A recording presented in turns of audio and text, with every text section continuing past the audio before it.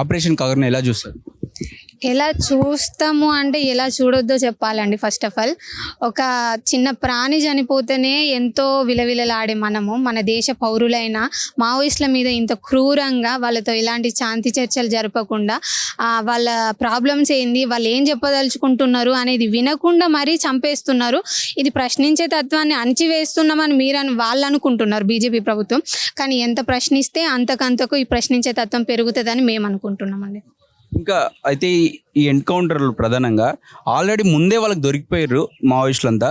మెల్లమెల్ల ఒకసారి చంపితే ఇబ్బంది వస్తుంది, మెల్లమెల్లగా వాయిదాల పరిగా ఒక 20 మంది ఒకసారి 10 మంది ఒకసారి చంపుతారని ఒక వాదన వినిపిస్తుంది. మీరేమంటారు?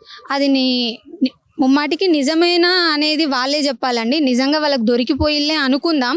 మరి అనుకున్నప్పుడు వాళ్ళ డిమాండ్స్ ఏంది అనేది వాళ్ళు చెప్తారు కదండి. వాళ్ళు బంధించిళ్ళు కొన్ని రోజులు, ఇది వాళ్ళ డిమాండ్ అన్నప్పుడు వాళ్ళ న్యాయమైన డిమాండ్ల కోసమే వాళ్ళు ఫైట్ చేస్తున్నారు, అడవుల బాట పట్టిళ్ళు. అంతే తప్ప వాళ్ళ ఇంట్లో కోసం భూములు లాక్కోవడం కోసమో లేదంటే వాళ్ళ సంపద నింపుకోవడం కోసం, వాళ్ళు కోటీశ్వర్లు అవ్వడం కోసం వాళ్ళ అడవుల బాట పట్టలేదు కదండి. ప్రజల కోసమే బాట పట్టిళ్ళు, అడవుల బాట పట్టిళ్ళు. అలాంటప్పుడు వాళ్ళను ఒక్కొక్కరిగా ఇలా చంపడం అనేది ఎంత నీచమైన స్థితి అనేది ఆ బీజేపీ ప్రభుత్వం వాళ్ళకు వాళ్ళు ప్రశ్నించుకోవాలి. మేము చెప్తున్నారు బుద్ధుడు నడయాడిన నేలలో మేము శాంతినే కోరుకుంటాము అనేది. ఇదే నా శాంతి అని మేము అడుగుతున్నాము. ఆ బుద్ధుడు అదే కోరుకున్నాడా? లేదంటే మన భగవద్గీత అదే చెప్తున్నదా?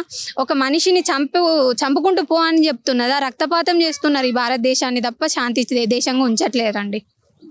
ఇక చనిపోయినాక కూడా వాళ్ళ బాడీలు ఇచ్చడానికి కూడా ఇబ్బంది పెడుతుర్రు అని చెప్పేసి వాదన వినిపిస్తుంది. మీరేమన్నా? ఇది 100% నిజమండి. ఇప్పుడు నంబాల కేశవరావు గారు చనిపోయిండు, ఎప్పుడో ఎన్ఐటీలో ఉన్న ఫోటోని రిలీజ్ చేసి ఆయన చనిపోయిండు అని చెప్తున్నారు. అది మీరెట్లా డిక్లేర్ చేస్తారండి? ఆయన అంటే ఇవాళ ఉన్న నా ఫేసు రేపు ఉంటుందా? ఇదే ఫేస్తో నేను ఉంటానా? లేదు. నా బాడీని నా పేరెంట్స్ కదా డిక్లేర్ చేయాల్సింది, మీరెట్లా డిక్లేర్ చేస్తారు? సరే మీరు చంపింది అతన్నే అనుకుందాం, మరి వాళ్ళ ఫ్యామిలీకి చూపిస్తే కదా వాళ్ళు కదా డిక్లేర్ చేయాల్సింది. మీరెట్లా డిక్లేర్ చేస్తున్నారు? వాళ్ళ బాడీస్ని చంపిళ్ళు, ఓకే, వాళ్ళ ఫ్యామిలీకి ఇవ్వడానికి మీకేంది నొప్పి? ఇప్పటికి 2 days అవుతుంది వాళ్ళని చంపి, ఇప్పటికి కూడా వాళ్ళ బాడీని వాళ్ళ ఫ్యామిలీకి ఇచ్చే పరిస్థితిలో మీరు లేరు. వరుసగా పడుకోబెట్టి జవాన్లు ఇట్లా విజయోత్సవ ర్యాలీ లాగా, వసంతోత్సవం లాగా, ఏంటిది ఇది హోలీ లాగా సెలబ్రేట్ చేసుకుంటున్నారు. ఎందుకు సెలబ్రేట్ చేసుకుంటున్నారు అండి? ఏం జరిగిందని సెలబ్రేట్ చేసుకుంటారు? మన దేశ పౌరుల్ని మన దేశ పౌరులతోటే చంపించిన మనీషా ఇదంతా చేస్తున్నారు. మీ మనసుకు మీరే చేసుకోండి, ఒక ఆలోచన చేసుకోండి. ఒక మనిషిని చంపడం ఎంతవరకు కరెక్ట్ అనేది బీజేపీ ప్రభుత్వం, ఈ మోడీ గారు దేశాలన్నీ చుట్టొచ్చి మనకు మిత్ర దేశాలు ఉండాలి అని చెప్తున్నారు. మన దేశంలోనే శాంతి లేనప్పుడు ప్రపంచ దేశాలతో శాంతి కోరుకోవడం ఎంతవరకు కరెక్ట్ అండి?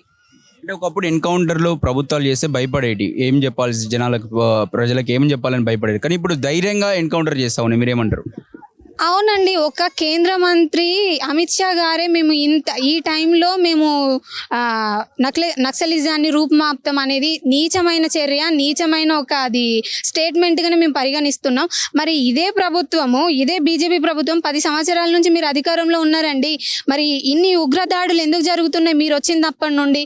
మన సైనికుల్ని ఎంతోమంది వాళ్ళ తల్లిదండ్రుల్ని, పిల్లల్ని అందరినీ వదిలేసి దేశం మీద ఉన్న ఒక ప్రేమతోటి వాళ్ళు పోయిళ్ళు. వాళ్ళని చంపితే ఏనాడు మీరు ప్రశ్నించలేదు. ఈ రోజు ఆపరేషన్ సింధూర్ అంటున్నారు. 2014లో మీరు వచ్చినప్పుడు కూడా 60 మందిని చంపిల్లండి. ఆ రోజు ఏం చర్య తీసుకున్నారని మేము అడుగుతున్నాం. నెక్స్ట్ ఇంకొకటి ఏంటి అంటే చెప్తున్నారు మేము ఉగ్రవాదాన్ని నక్సలిజాన్ని అంటున్నారు. ఉగ్రవాదాన్ని నశించండి, మన దేశాన్ని ఆక్యుపై చేస్తున్నారు వీళ్ళు. మన దేశంలో ఉన్న ప్రజలకు మీరు సమాజం కోసము, భూమి కోసం, భుక్తి కోసం మీరు ఇచ్చిన హామీల కోసమే వీళ్ళు ఫైట్ చేస్తున్నారు. కానీ మన దేశాన్ని అక్రమంగా లాక్కోవాలని చూసే వాళ్ళ మీద మీరు ఫైట్ చేస్తారా? లేదంటే మన ప్రజల మీద, మన ప్రజలకు మీరు ఇస్తామన్న హామీల కోసం మిమ్మల్ని ప్రశ్నిస్తున్న వాళ్ళని చంపేస్తారా అనేసి మేము అడుగుతున్నామండి. బయటకు రండి, గన్నును వదిలేసి బయటకు వచ్చి చూస్తే జనాలకు రండి, జనాలు వచ్చి మీ విప్లవం చేసుకోండి, ఇబ్బంది లేదని చెప్పేసి మాట్లాడుతున్నారు.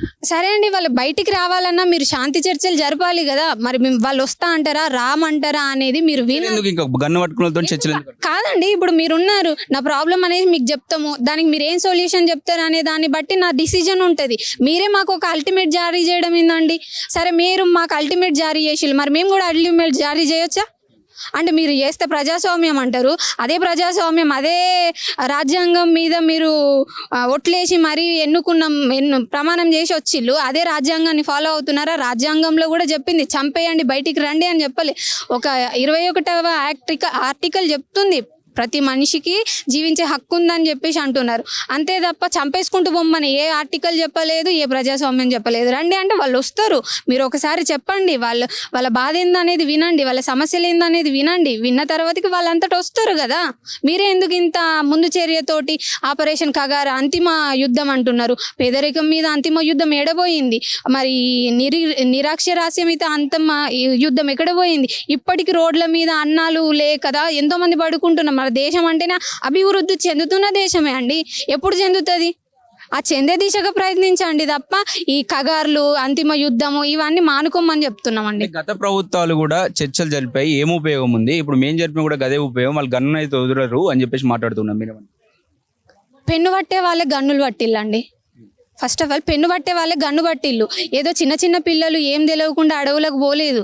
వాళ్ళు మంచి మంచి ప్రొఫెసర్స్, మంచి మంచి స్థాయిలలో ఉండి ఈ ప్రభుత్వం చేసే ఆగడాలను సహించలేక పెన్ను పట్టిన చేతితో గన్ను పడితేనే సమస్యలు పరిష్కారం అవుతాయి అనే ఒక ఇంటెన్షన్తో పోయిలే తప్ప వేరే ఉద్దేశంతో వాళ్ళ సంపదను దోసుకోవాలని పోలేదండి. అలాంటప్పుడు మీరు మంచి మంచి వాళ్ళు మేధావులు, వాళ్ళేం చిన్నపిల్లలు కాదు, నాలాంటి ఇప్పుడిప్పుడే లోక జ్ఞానం తెలిసే వాళ్ళు కాదు కదండి. వాళ్ళను అంత క్రూరంగా చంపడానికి వాళ్ళు ఎంతో చూసి సహించలేకనే పోయిళ్ళు. అలాంటప్పుడు వాళ్ళతో శాంతి చర్చలు జరిపితే మీకు వచ్చే ప్రాబ్లం ఏందండి?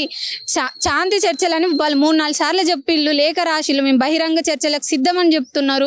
మీరు వినండి, వాళ్ళ బాధ వినండి. గత ప్రభుత్వం చెప్పితే ఏం లాభం లేదు, మేమంటే గత ప్రభుత్వం అభివృద్ధి చేయలేదు అనేసి మిమ్మల్ని 10 సంవత్సరాల నుంచి ఎన్నుకుంటున్నాము. మీరు అభివృద్ధి చేసినామనేసి ఒకసారి ఎన్నుకున్నాము, అభివృద్ధి జరిగిందనేసి ప్రజలు నమ్మిళ్ళు, మళ్ళోసారి ఎన్నుకున్నారు. అంటే అప్పుడున్న సిచ్యువేషన్ ఇప్పుడు లేదు కదా. మరి అప్పుడున్న వాళ్ళు ఇప్పుడు అట్లనే ఉంటారా? ఏమో మీ మాట విని వస్తారేమో గన్నును వదిలేసి. ఒకసారి ట్రై చేయొచ్చు కదా, ఎందుకు ట్రై చేయరు మీరు? చెప్పండి అన్న, దీన్ని ఎలా చూస్తారు ఈ కగార్ని? ఆపరేషన్ కాగార్ అనేది ఇది మొత్తం ఒక జాతిని అంతం చేసేటటువంటి చరిత్ర.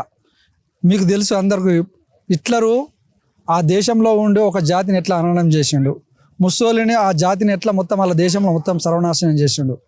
అదేవిధంగా ఈ భారతదేశంలో ఉన్నటువంటి ఏదైతే హిందూ మతోన్మాదంతో వీళ్ళు వస్తున్నట్లుండో, హిందూ ప్రజలు వేరు, ప్రజలు మొక్కే దేవుడు వేరు, ప్రజలు అభిమానించే గౌరవించే హిందూ మతం వేరు. ఈ పరిపాలిస్తున్నటువంటి వ్యక్తులు ఏవైతే వీళ్ళ సంఘాలు ఉన్నాయో వీళ్ళు ఒక టెర్రరిస్టులు కదా. ఆఫ్ఘనిస్తాన్లో ఆల్ ఖైదా తీవ్రవాదులు ఎట్లయితే ఇస్లాం మతానికి ఎవరైతే అనుకూలంగా ఉన్నారో వాళ్ళను యుద్ధం చేసి వాళ్ళ దేశాన్ని అక్పై చేసుకా ఉన్నారో, అదేవిధంగా ఇక్కడ ఉన్నటువంటి వీళ్ళు బీజేపీలో ఉన్నటువంటి వాళ్ళందరూ మొత్తం వాళ్ళకు అనుబంధంగా ఉన్నటువంటి సంస్థలన్నీ ఒక టెర్రరిస్టులాగా, ఒక ఉగ్రవాదుల్లాగా ఈ దేశ ప్రజలనే చంపి ఈ దేశ ప్రజలనే వాళ్ళు ఆనందిస్తూ ఉన్నటువంటి చరిత్ర ఇది. ఎప్పుడైతే మీరు జాతీయ జెండాను మీరు గౌరవించరు, ఈ జాతీయ గీతాన్ని మీరు గౌరవించరు, ఈ భారతదేశంలో ఉన్న రాజ్యాంగాన్ని మీరు గౌరవించరు. మీరు అనుకున్నది ఏంది? ఈ దేశంలో మను రాసినటువంటి రాజ్యాంగం కావాలని మీరు ఆలోచిస్తున్నటువంటి చరిత్ర. అదేవిధంగా మీరు కాషాయ జెండాను, ఈ జాతీయ జెండాను 3 రంగుల జెండాను తీసేసి కాషాయ జెండా పెట్టాలని మీరు ఆలోచిస్తూ ఉన్నారు. ఈ జాతీయ గీతాన్ని తీసేసి ఇంకో జాతీయ గీతాన్ని పెట్టుకోవాలని మీరు ఆలోచిస్తూ ఉన్నారు. కానీ ఈ భారతదేశంలో ఉన్నటువంటి 140 కోట్ల ప్రజలు అభిమానించే గౌరవించేటువంటి ఈ జాతీయ సింబల్నన్నింటినీ మీరు వ్యతిరేకించే వాళ్ళు ఈ జాతి ఈ భారతదేశం కొరకు పోరాటం చేస్తున్నారని మీరు ఏ విధంగా ఈ ప్రజలను నమ్మించగలుగుతారు? ఈ భారతదేశంలో ఉన్నటువంటి రైతాంగము పంటలు పండించినటువంటి పంట గిట్టుబాటు ధర ఇయ్యరు, కార్మికులకు శ్రమకు తగ్గ వేతనాలు ఇయ్యరు. ఏదైతే ఈ భారతదేశంలో ప్రతి సంవత్సరము 2 కోట్ల జాబులు ఇస్తున్నటువంటి యువతరానికి మీరు అసలు జాబులు ఇవ్వకుండా ప్రభుత్వ సంస్థలు అన్నిటినీ మీరు ప్రైవేటైజేషన్ సంస్థలు వేయడం జరిగింది.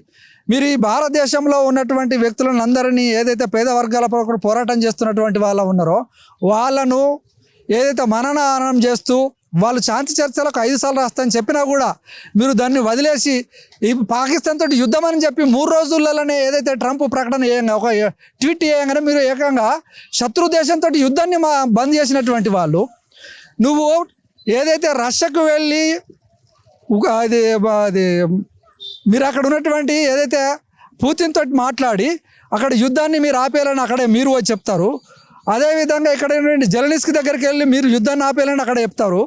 మరి ఇక్కడ ఈ భారతదేశ పౌరుల మీద మీరు యుద్ధం ఎందుకు చేస్తూ ఉన్నారు? వాళ్ళని చంపేవాల్సిన అవసరం ఏంది? అంటే రానున్న రోజులల్లా ఏదైతే ఈ పంబాల నాగేష్ అనేటువంటి కేంద్ర కమిటీ కార్యదర్శి రష్యాను పరిపాలించినటువంటి విప్లవం తర్వాత రష్యాను పరిపాలించినటువంటి వ్లాదిమిర్ లెనిన్ ఏదైతే రష్యాని పరిపాలించాడో అట్లా పరిపాలిస్తారని భయపడతా ఉన్నారా? ఏదైతే క్యూబా దేశంలో ఫిడెల్ క్యాస్ట్రో అయినటువంటి చే గువేరా లాంటి వాళ్ళు ఆ రాష్ట్రంలో విప్లవ ఉద్యమం చేసిన తర్వాత క్యూబా దేశాన్ని పరిపాలించినట్లు ఈ పంబాల కేశవరావు వచ్చి పరిపాలిస్తాడని మీరు భయపడతా ఉన్నారా?